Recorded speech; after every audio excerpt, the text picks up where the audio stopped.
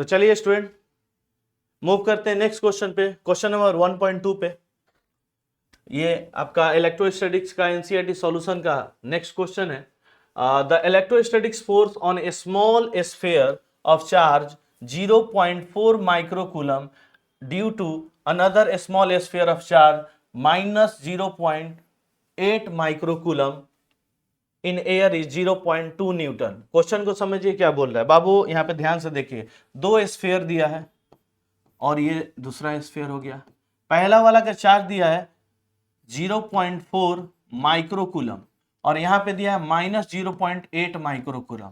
अब ये माइनस में दिया है और ये प्लस में दिया है, इन दोनों के बीच में क्या होगा, अट्रैक्शन होगा। और इन दोनों के बीच में जो फोर्स लग रहा है उसकी भी वैल्यू दे दिया है 0.2 न्यूटन।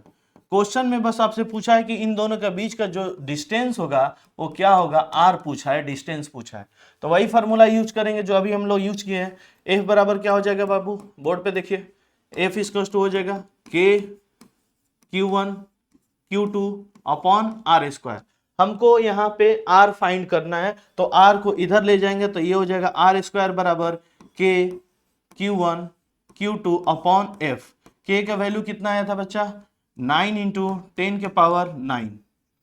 Q1 कितना दिया है, Q1 जो दिया आपका 0.4 माइक्रोकूलम दिया है। यहां पे सीखने वाला चीज है बेटा, बोर्ड पे देखिएगा ध्यान से। अगर आपको माइक्रोकूलम में दिया हो तो इसको कन्वर्ट करेंगे तो करेंगे 10 के पावर -6 कूलम में कन्वर्ट हो जाएगा। हमेशा हम लोग को ऐसा यूनिट में वैल्यू रखना है। यहाँ पे माइक्रो में दिया था इसलिए चेंज करेंगे तो क्या हो जाएगा, 10 के पावर -6 हो जाएगा। और ये आपको 10 के पावर -6 से मल्टीप्लाई करना होगा इनटू क्या हो जाएगा। नेक्स्ट Q2 कितना दिया है, Q2 दिया आपका 0.8 माइक्रो, तो इसको भी कन्वर्ट करेंगे हम लोग अपॉन आर स्क्वायर। आर कितना दिया, सॉरी फोर्स कितना दिया है 0.2। अब आगे देखें क्या कर रहे हैं, यहां पे देखिए आर स्क्वायर बराबर क्या हो जाएगा, ऊपर में क्या दिया है 9 इंटू 0.4 इंटू 0.8, 10 के पावर क्या बचा 9 और यहाँ पे क्या है 10 के पावर -6, 10 के पावर -6 कितना हो जाएगा 10 के पावर -12, 10 के पावर -12 अपॉन फोर्स कितना दिया है 0.2। यहाँ पे देखिए कुछ कट रहा है, कटा दीजिए। यहाँ से पॉइंट कट जाएगा और 2 एकम 2, 2 चौका 8 हो जाएगा। क्लियर है। यहाँ से पॉइंट हटेगा, नीचे क्या आ जाएगा 10 आ जाएगा।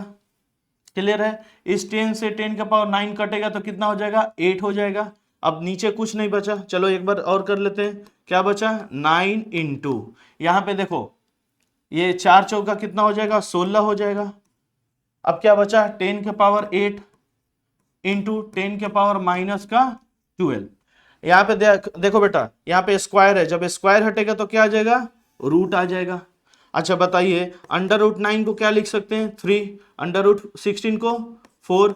अगर 10 के पावर 8 है तो इसको 10 के पावर 4 लिख सकते हैं, बाहर आएगा तो। अगर 10 के पावर -12 है तो कितना आ जाएगा 6 और ये हो जाएगा 4×3 12 और -6 में से 4 जाएगा तो -2। ये कन्वर्ट हो गया आपका किस में आ गया, मीटर में।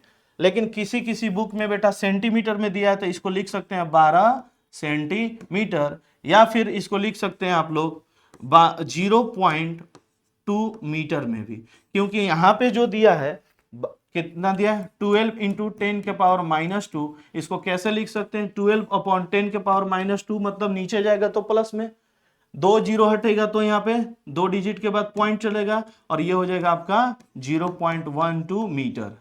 आपका तीनों आंसर सही है। मीटर में ऐसे भी लिख सकते हैं, ऐसे भी लिख सकते हैं, या फिर सेंटीमीटर में 12 सेंटीमीटर आपका आंसर आएगा।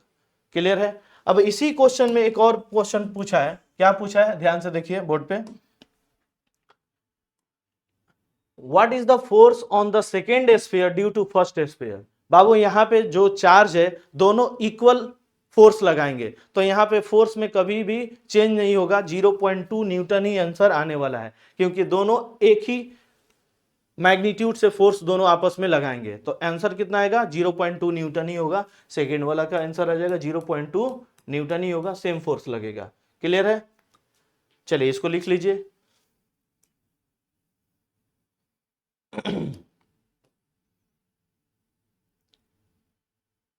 इसको लिख सकते हैं आप लोग। Thank you.